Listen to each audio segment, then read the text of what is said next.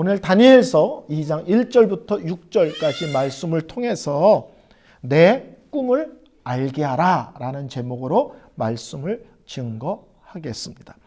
본문을 읽기는 6절까지 읽었지만 전체 설교 본문의 전체는 2장 1절부터 24절까지고요. 그 뒷부분은 다음 주에 이어서 말씀을 증거하도록 하겠습니다. 성도님들 혹시 친구들하고 만나고 헤어질 때 이런 인사 해본 적 있으세요? 오늘 내 꿈 꿔, 뭐 이런 인사 해보신 적 없으시죠? 예, 저만 해봤나 봅니다. 친구들하고 헤어질 때 장난스럽게 할 때 오늘 밤 내 꿈 꿔 이런 인사를 한국에서 장난스럽게 친구들끼리 하고는 합니다. 또 어느 때는 꿈을 꿨는데 그 꿈의 내용이 별로 안 좋아. 그래서 하루 종일 찜찜할 때도 있어 보셨죠? 그렇죠? 꿈은 다 개꿈이야. 그렇게 말은 그렇게 하지만 또 한국 사람은 꿈은 반대야. 또 이렇게 말을 하기는 하지만 뭔가 찜찜해서 오늘 자존심도 하고 웬만하면 저 언성도 덜 높여야지. 뭐 이런 생각 해보신 적 있으시죠? 또 이러신 적 있으시죠? 꿈을 꿨는데 꿈이 뭔가 안 좋아. 근데 생각이 안 나. 그래서 어저께 꿈이 뭐지? 그리고 자꾸 이렇게 생각해 보신 적 있으시죠? 우리는 꿈이 별거 아니라고 말은 하는데 정작 그 꿈에 대해서 생각보다 예민하게 반응할 때가 참 많습니다.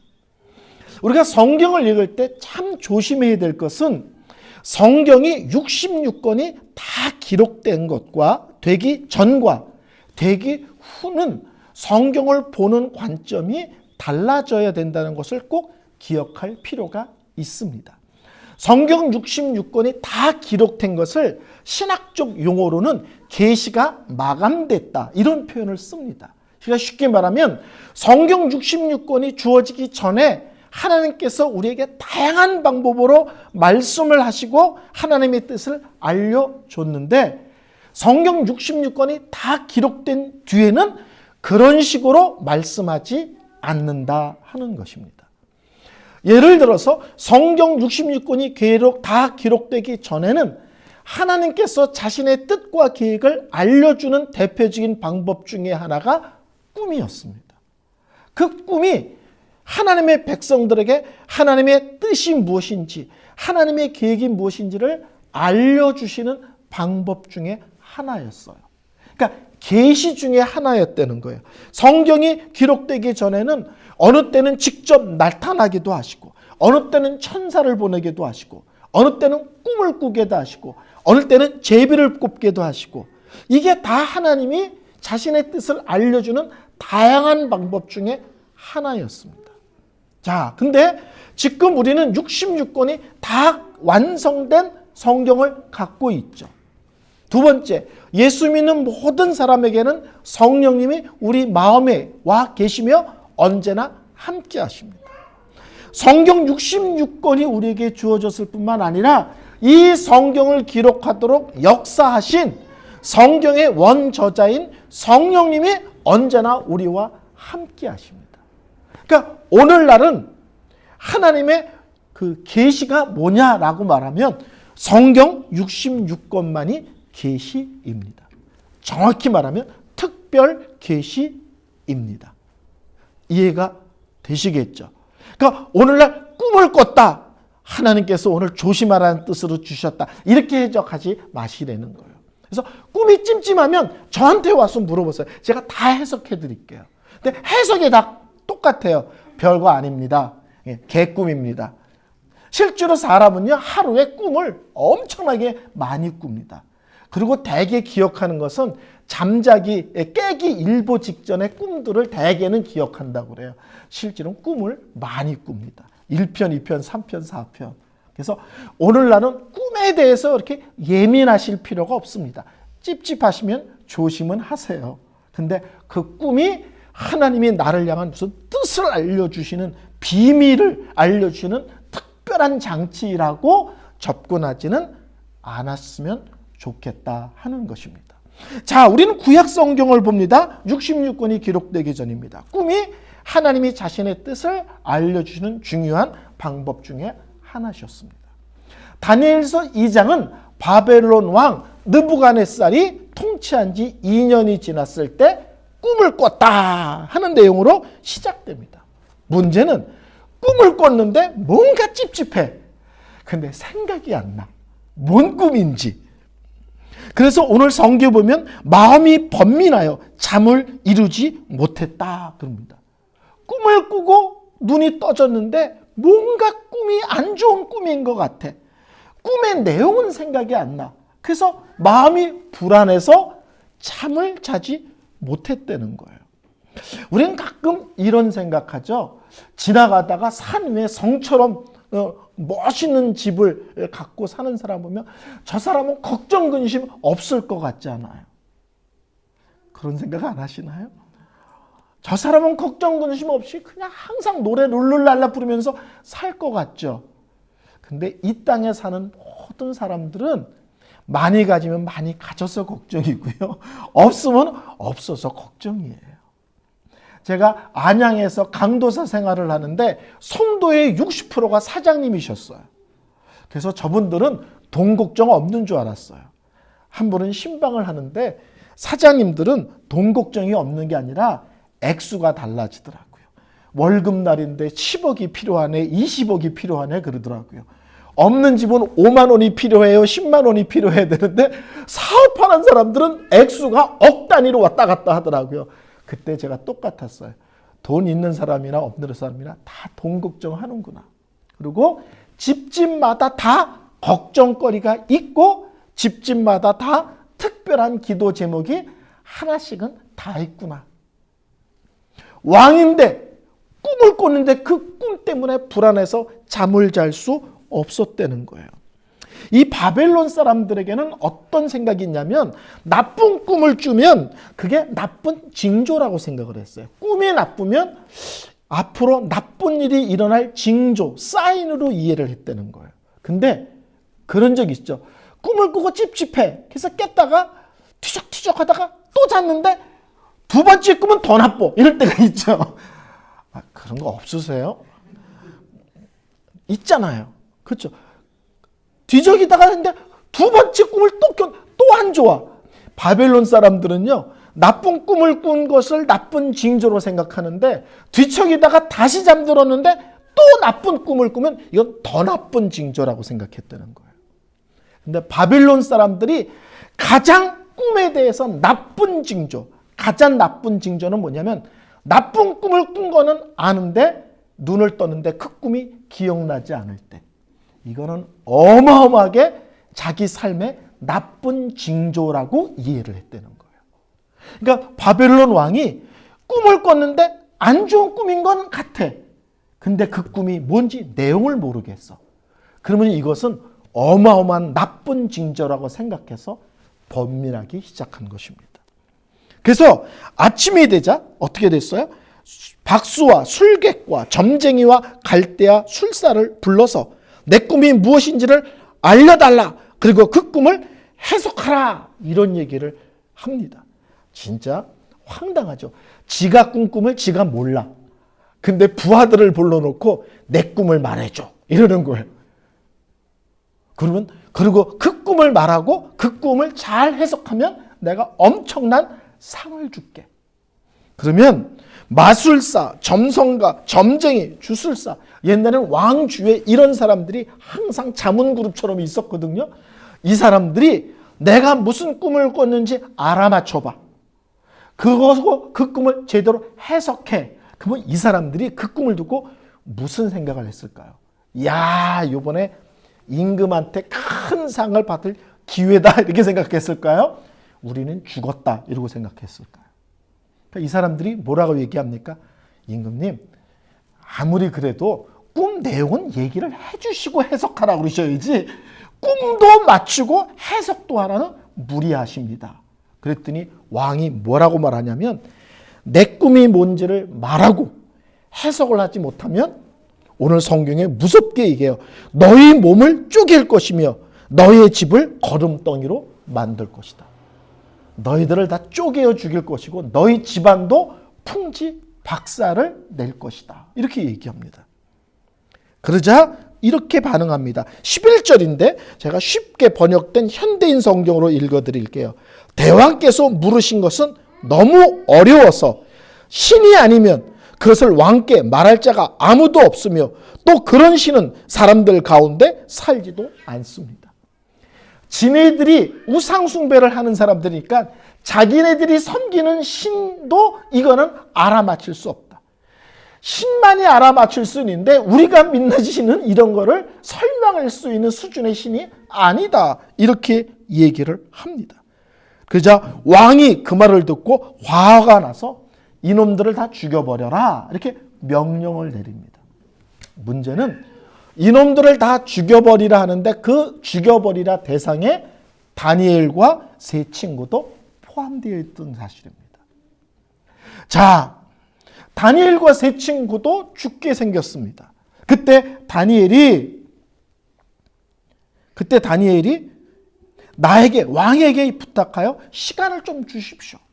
그러면 제가 그 내용도 말씀드리고 해석도 해드리겠습니다. 그리고 시간을 달라고 왕에게 요청합니다.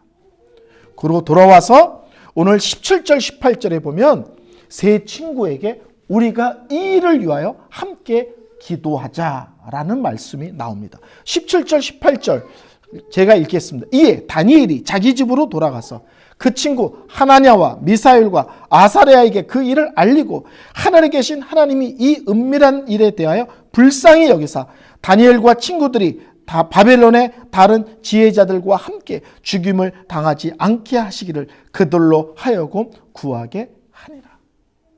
왕의 시간을 달라 하고서 다니엘이 와서 한 게 뭐냐? 세 친구를 불러서 우리가 함께 기도하자입니다. 예수를 믿는다는 게 뭐냐? 예수를 믿는다는 것이 무엇이냐고 질문한다면 참 다양하게 설명을 할 수가 있습니다. 근데 그 중에 하나가 예수를 믿는다는 것은 기도하는 사람으로의 부르심입니다. 예수를 믿게 되면 우리에게 주신 큰 축복이 뭐냐요? 크고 작은 모든 일을 하나님 아버지께 나아가 기도할 수 있다.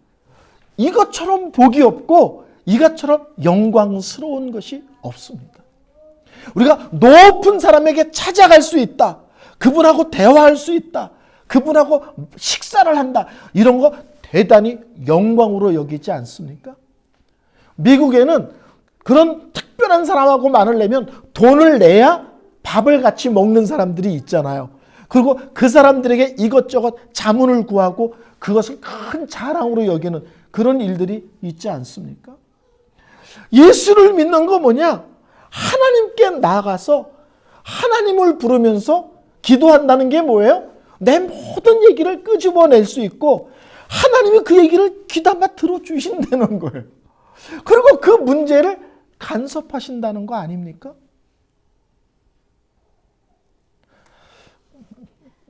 지금 얼굴들이 화나신 얼굴인 건 알고 계시죠? 제가 기도에 대해서 정말 감격했을 때가 이것을 문득 깨달았을 때. 제가요, 키가 작지는 않습니다. 어차피 190은 안 되잖아요. 근데 제가 어깨가 무지하게 넓습니다. 115입니다. 키는 작은데 어깨가 일반인보다 3분의 1이 넓습니다. 실제로는. 목이 구른데 팔은 짧습니다. 그러니까 생각을 해보세요. 키는 작은데 어깨는 너무 넓어. 근데 키처럼 팔도 짧아. 근데 목은 또 너무 굵어. 저는 이 양복 상의를 사는 것이 쉽지 않습니다. 어깨만 치면 팔이 여기까지 나옵니다. 손을 덮어요. 손에다 맡기면 어깨 힘이 2위로 올라가 버려요. 제가 전도사 시절에 겨울에 양복 저고리 윗도리를 두꺼운 걸 하나 사야 되는데 이걸 알기 때문에 제가 하나님께 기도해서 하나님이 저를 특이하게 만드신 것에 대한 섭섭함은 없습니다.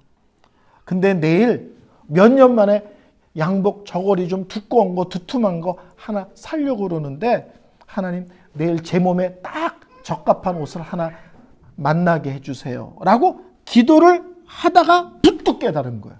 그게 뭐냐면, 야, 이렇게 영광스러운 게 어딨나. 이 세상을 창조하신 하나님하고 내가 지금 뭔 얘기를 하냐면 옷 사는 걸 상의하고 있어.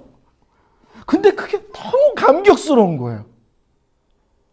이 세상을 창조하신 하나님께 내가 내 일생에 사사로운 거를 의논할 수 있다는 게 이게 보통 친한 사이가 아니라는 뜻 아닙니까? 그리고 정말 마음에 드는 옷이 있었는데 옷이 좀 큰 거예요. 근데 큰 사이즈밖에 없어. 근데 그 옷이 너무 마음에 들어. 그래서 샀어요. 그리고 집에 돌아와서 하나님께 기도했어요.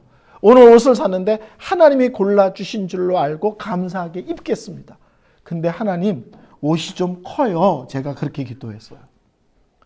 날씨가 추워지니까 장모님이 털 조끼를 짜주셨어요. 그래. 조끼 입고 입으니까 딱 맞는 거예요.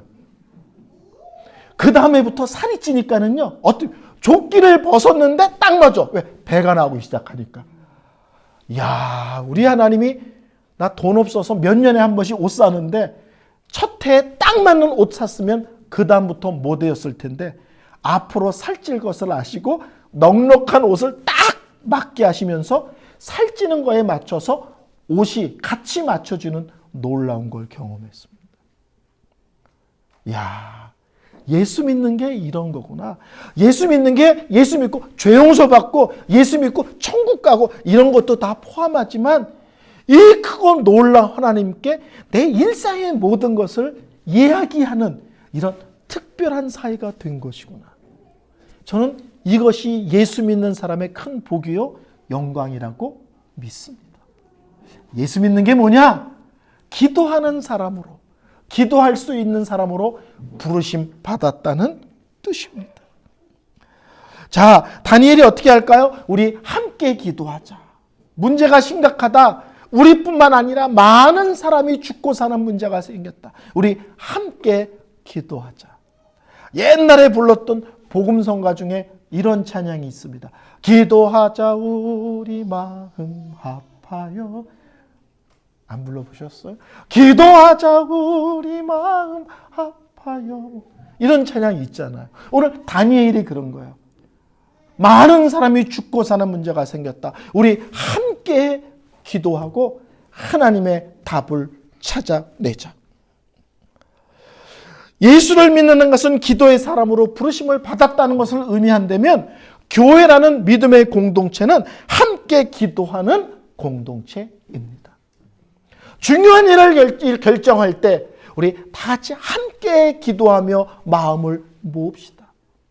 교회는 크고 작은 일들이 생길 수 있어요. 시험거리들이 생길 수 있어요. 그럴 때 어떻게 해요? 우리 회의하자, 우리 토론하자가 아니라 이럴 때일수록 우리 다 같이 함께 더 기도하자.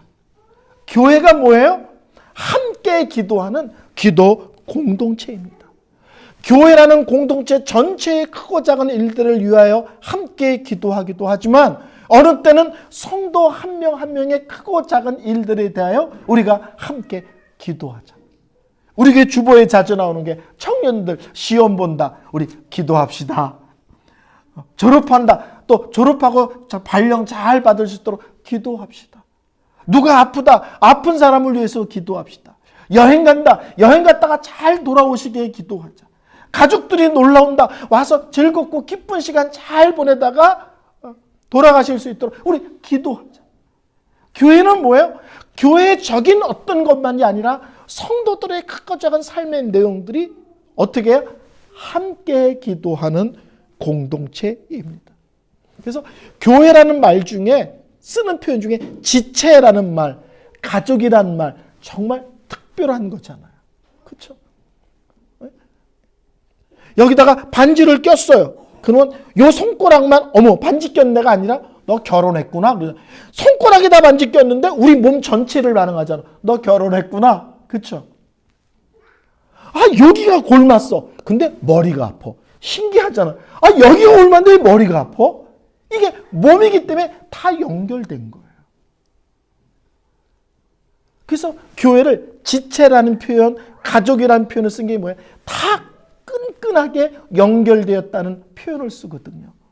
누가 아프면 내가 아픈 것처럼 함께 기도하고, 어떤 문제가 생기면 우리 집에 문제가 생긴 것처럼 함께 뜨겁게 기도하고, 어떤 일에 좋은 일이 생기면 우리 다 같이 내일인 것처럼 박수치고 축하하고, 이게 공동체입니다. 사도 바울을 보면요, 얼마나 탁월한 사람이에요. 혼자 북치고 장구치고 다 할 수 있는 사람이에요. 근데 바울을 보면 두 가지가 놀라워요. 첫째는 항상 다른 지체들과 함께 일해요. 혼자 다 할 수 있는 능력을 가진 종인데 혼자 일하지 않고 항상 다른 지체들과 함께 일해요. 두 번째는요, 항상 함께 기도해요.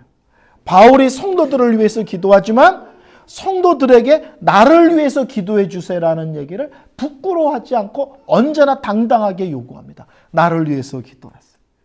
내가 너희를 위하여 날마다 쉬지 않고 기도하면, 이렇게 표현을 쓰지만, 성도들을 위해서 기도한다는 표현도 쓰지만 성도들에게 나를 위해서 기도해 주세요라는 말도 바울은 아주 즐겁게 씁니다. 우리는 한 교회를 다닌다는 것은요, 함께 하나님을 배워가는 거예요. 함께. 자, 보세요. 오늘 우리가 다니엘서를 말씀을 듣습니다. 다른 교회에서는 마태복음 할 수도 있고 저쪽 교회는 요한복음 할 수 있어요. 근데 우리 교회 다니는 성도들은 다니엘서를 통해서 하나님을 배워가는 거예요. 우리 교회의 색깔이 있는 거예요. 우리 교회 성도들의 크고 작은 문제, 또 교회의 크고 작은 일들을 겪으면서 우리가 같은 것을 갖고 기도하고 고민하고 영적인 싸움을 싸워갑니다. 그러면서 우리들 교회의 독특한 영적인 흐름과 색깔이 생기는 거예요. 그러니까 나는 어떤 교회를 다닌다는 것은 그냥 교회를 다니는 것이 아니라 그 교회를 통해서 나에게 훈련하시는 것을 나 개인만이 받는 것이 아니라 다른 성도들과 함께 훈련하고 함께 배워가는 것입니다. 그래서 한 교회를 같이 다닌다는 게 얼마나 놀라운 의미를 띠는지 모릅니다. 두 번째, 오늘 기도 응답이 빨리 왔습니다. 기도 응답이. 그러자 다니엘이 기도 응답하신 하나님께 찬양을 하는데 그 찬양 전체가 하나님을 향한 감사시입니다. 19절 제가 읽겠습니다. 이에 이 은밀한 것이 밤에 환상으로 다니엘에게 나타나 보이매 다니엘이 하늘에 계신 하나님을 찬송하니라. 그러면서 24절까지 다니엘이 찬송하고 감사한 내용들이 기록되어 있습니다. 하나님께서 다니엘의 그 밤에 보이신 내용은 이제 다음 주 25절부터 풀어가겠습니다. 다니엘이 하나님께서 기도하자 응답하심으로 하나님께 찬양을 합니다. 근데 그 내용이 세 가지인 거예요. 응답하신 하나님께 찬양을 하는데 그 찬양이 세 가지인데, 첫째는 우리 하나님은 지혜와 능력의 하나님인 것을 찬양합니다. 여러분, 하나님은 어떤 분인가 여러 가지로 설명할 수 있는데 다니엘은 자기 기도에 응답하시는 하나님을 향하여 능력의 하나님, 지혜의 하나님을 찬양합니다. 성경을 보면 하나님의 지혜를 가장 얼마나 놀라운지를 보여주는 것이 십자가입니다. 그렇죠? 하나님은 죄를 심판하시는 하나님인데 또 하나님은 죄인들을 불쌍히 여기시고 사랑하시는 하나님이야. 여러분, 동전을 던졌는데 동시에 양면을 보여주세요. 이렇게 어떻게 하겠어요? 앞쪽을 보이든 뒤쪽을 보여드는데 십자가는 동전의 양면을 보여주세요 하는데 그 양면을 보여주는 게 십자가예요. 죄에 대해서 심판하시는 공의의 하나님과 죄인들을 불쌍히 여기셔서 사랑하시고 구원하시는 하나님을 동시에 보여주는 거예요. 그래서 사도 바울은 십자가를 항상 하나님의 지혜 이렇게 표현하거든요. 하나님의 능력을 보여주는 가장 놀라운 게 뭐예요? 창조죠. 하나님의 능력이 얼마나 큰지를 가장 잘 보여주는 게 이 세상을 창조하시고 창조한 세상을 하나님이 친히 다스리신다. 창조 때 하나님의 크고 놀라운 능력이 밝히 드러납니다. 다니엘이 우리 하나님의 지혜가 얼마나 크신지, 우리 하나님의 능력이 얼마나 놀라우신지를 찬양합니다.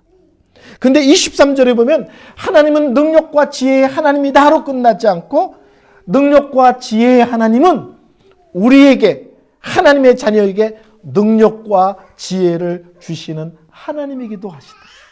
우리가 크고 작을 때 하나님 지혜 주세요 이런 기도하잖아요. 하나님 분별력 주세요 이런 얘기 하잖아요. 이럴 때는 어떻게 말하고, 이럴 때는 어떻게 결정하고, 이럴 때는 어떻게 행동할지 하나님 알게 하세요. 이게 다 지혜 주시는 하나님에 대한 기도잖아요.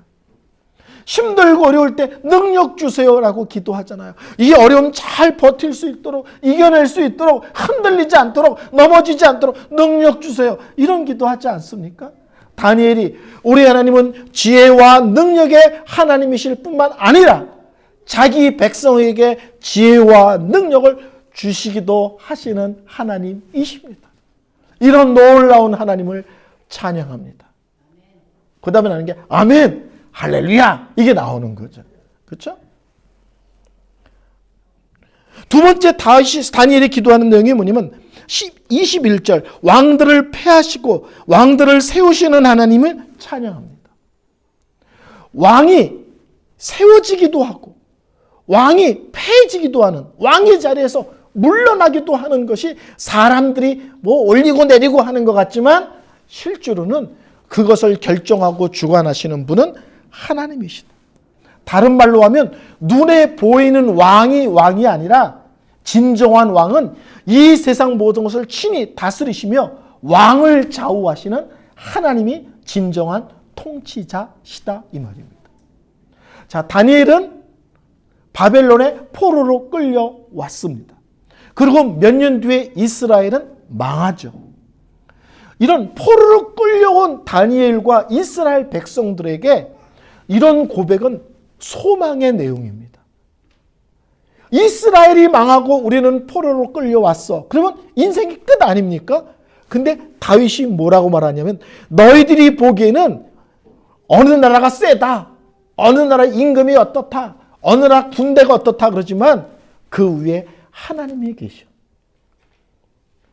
절망과 낙심의 자리에 있는 믿음의 사람에게는 이 세상을 그럼에도 불구하고 움직이시는 분은 하나님이시라는 고백과 그 내용은 소망의 말씀이고 위로의 말씀입니다. 우리가 바벨론에 끌려왔지만 이 나라를 실제로 좌우하는 분은 임금이 아니라 하나님이시오. 이것은 오늘날 이 땅에 살아가는 우리들에게도 동일한 내용입니다.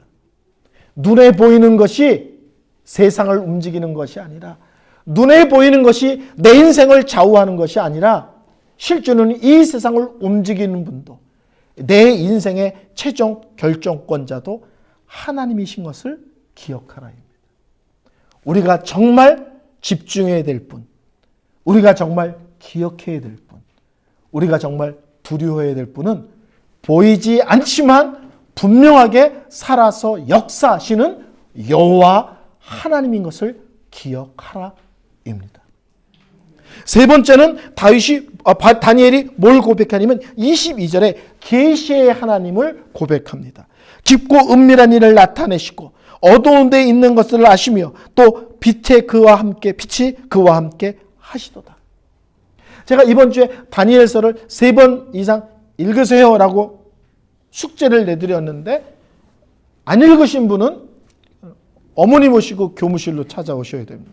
숙제를 내드렸는데 다니엘서를 읽어보면 반복되는 단어가 있는데 그게 뭐냐면 은밀함이람과 나타냄이란 단이 그 뒤에 계속 반복됩니다.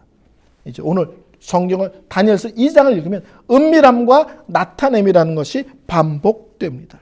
감추어진 것들, 심오한 것들, 비밀, 어둠 속에 숨겨진 것들, 그것이 무엇이든지 우리 하나님은 다 알고 계신다. 그리고 하나님 앞에 다 드러날 것이다. 하나님 앞에 숨겨진 것, 하나님 앞에 감춰진 것, 하나님 앞에 비밀은 없다. 그것이 무엇이든지 우리 하나님은 아시며 우리 하나님은 다 드러내 보이시는 하나님이시다. 왕이 꿈을 꿨는데 기억을 못해. 그 꿈이 무엇인지를 설명해 주실 분도 하나님, 그 꿈의 의미를 알려주실 분도 하나님입니다. 우리 인생 속에 그것이 무엇이든지 하나님 앞에서는 모든 것이 드러나며 하나님은 또한 그 모든 것을 알게 하시는 하나님이시다. 크신 하나님을 찬양해요. 크신 하나님. 예? 지혜와 능력의 하나님을 찬양합니다. 이 세상 전체를 보이시지 않는 왕이신 하나님이 다스림을 찬양합니다. 감추어진 것들, 비밀이라고 생각하는 것들이 하나님 앞에는 숨길 수 없고 가릴 수 없음을 찬양합니다. 설교를 결론 내리겠습니다. 끊임없이 강조하지만 저는 우리 교회가 말씀과 기도의 공동체였으면 좋겠습니다. 끊임없이 말씀을 듣고 배우고 읽는 데 집중하고 또 그 말씀 중심으로 기도가 풍성한 교회이기를 원합니다. 그리고 다니엘과 세 친구가 기도하자 하나님께서 응답하시고 그 꿈을 알게 하셨듯이 우리도 기도할 때 하나님이 응답하시고 역사하심에 대한 놀라운 간증과 그리고 그 고백이 계속 이어지는 교회였으면 좋겠습니다. 기도 응답 받으신 적 있으세요? 제가 6.25 때요 이러지 마시고 기도 응답 받은 적 제가 149태 때요 기도를 이러지 마시고 요새 기도 응답 받은 적 네, 지난주에요 이래야죠. 아니면 지난달에요 이러셔야지 30년 전 50년 전 기도 응답 얘기하지 마시고 우리 교회는 기도했는데 하나님이 어떻게 응답하셨는지가 새롭게 계속 이어지고 고백되어지고 간증되어지는 그래서 우리 입에서 하나님을 감사하고 하나님을 찬양하는 일이 날마다 새롭고 풍성해지는 그런 교회가 되기를 소망합니다.